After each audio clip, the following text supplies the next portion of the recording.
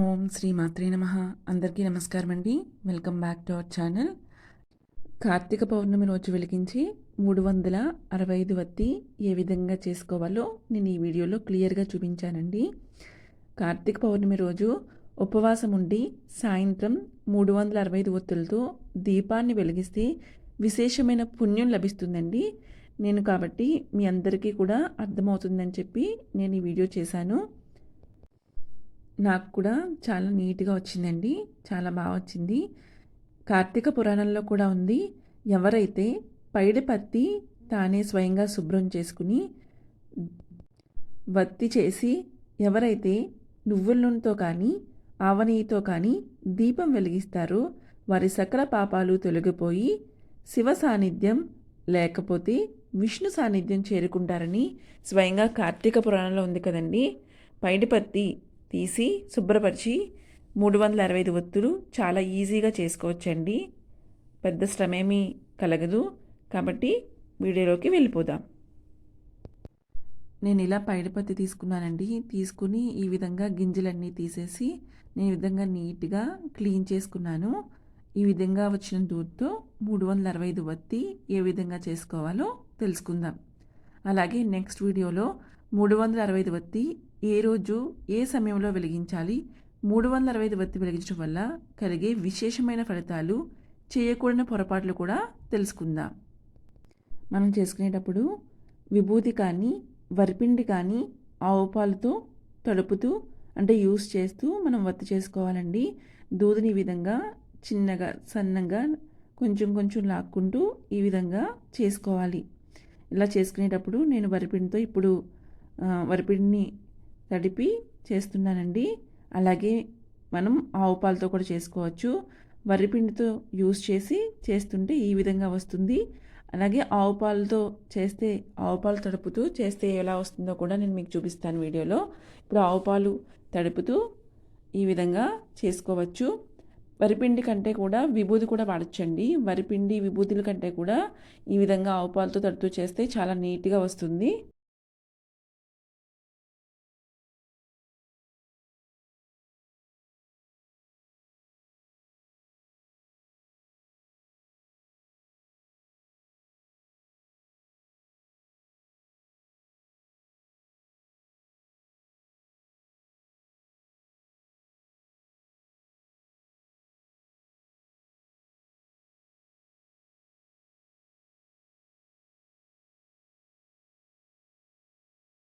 తీసుకున్న పత్తి అయిపోయిన తర్వాత మళ్ళీ కొంచెం పత్తి అంటే దూది యాడ్ చేసుకుని మనం దీనికి అటాచ్ చేసుకుని మళ్ళీ ఈ విధంగా మనం వత్తి కింద చేసుకోవాలండి.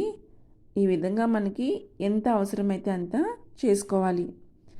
365 వత్తినే గుత్తి దీపం అని కూడా అంటారండి. దీన్ని ఆవు నెయ్యితో కానీ లేకపోతే నువ్వుల నూనెతో కానీ వెలిగించవచ్చు.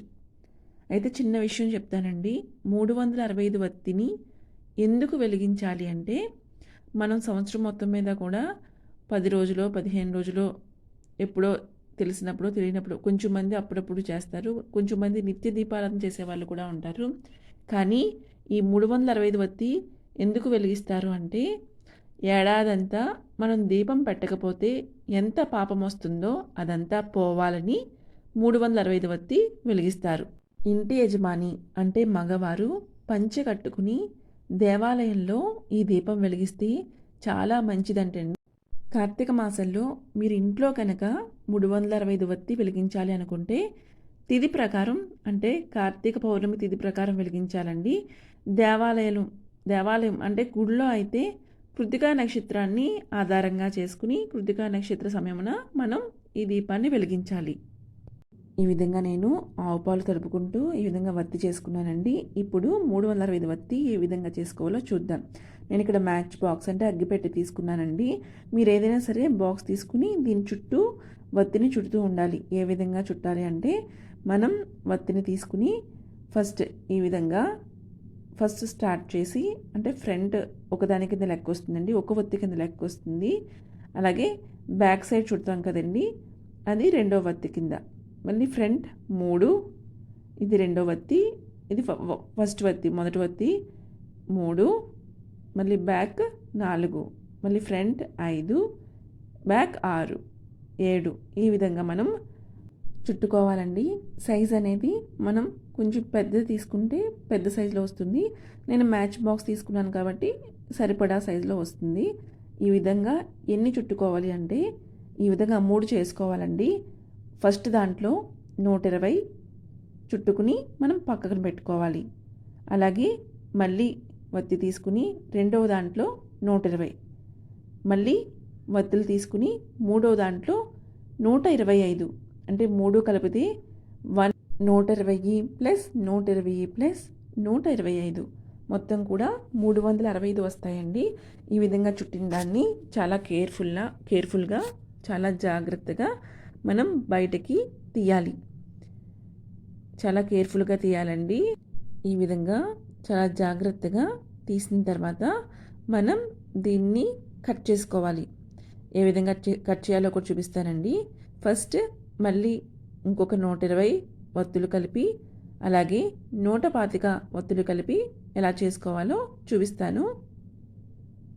ఈ విధంగా చుట్టుకుని ఫస్ట్ లాగే మనం మొత్తం కూడా చేసుకోవాలి. ఈ విధంగా 3 కూడా చేసుకున్నానండి. ఒకటి 120, 120, 125 ఈ విధంగా చేసుకున్న తర్వాత మనం ఒక సైడ్ కట్ చేసుకోవాలి. అలాగే కేర్ఫుల్గా పట్టుకుని రెండో సైడ్ కూడా ఈ విధంగా కట్ చేసుకోవాలి. ఈ విధంగా మనం చేసుకున్నాం కదండి. ప్రతిదీ కూడా కేర్ఫుల్గా ఈ సైడ్ ఆ సైడ్ కూడా కట్ చేసుకోవాలి.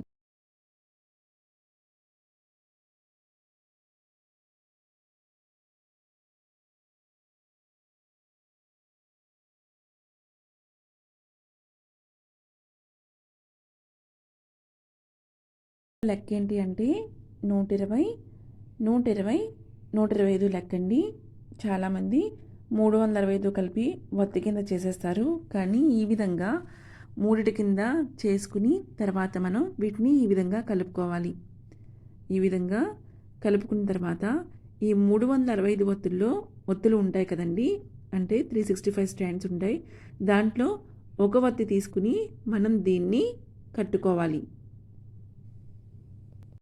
చివరి వత్తి మటుకు పెద్దది తీసుకోండి, ఎందుకంటే కట్టడానికి వీలుగా ఉంటుంది. ఇలా చేసుకుంటే చాలా ఈజీగా మనం స్వయంగా వత్తి చేసుకోవచ్చండి. చాలా ఈజీగా మన ఇంట్లోని మనం స్వయంగా పత్తి తీసుకుని శుభ్రం చేసుకుని 365 వత్తి వెలిగిస్తే చాలా మంచిదండి. ఎందుకంటే మార్కెట్లో 365 వత్తులు దొరుకుతాయి. కానీ మనం స్వయంగా చేసుకున్నది దాని వెలిగించింది సాటిస్ఫాక్షన్ అనేది వేరు.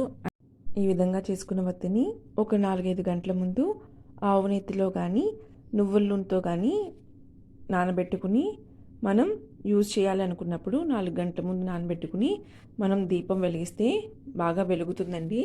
లేకపోతే మనం దీపం ఈ ఒత్తి పెట్టుకున్న తర్వాత పైన కర్పూరపు పొడిని వేసి దీపం వెలిగించినా కూడా బాగా వెలుగుతుందండి.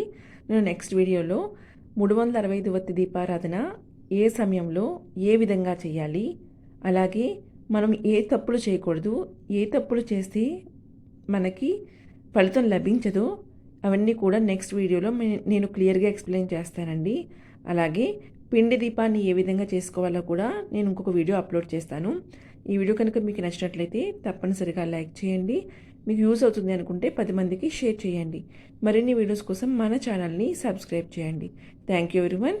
Thank you.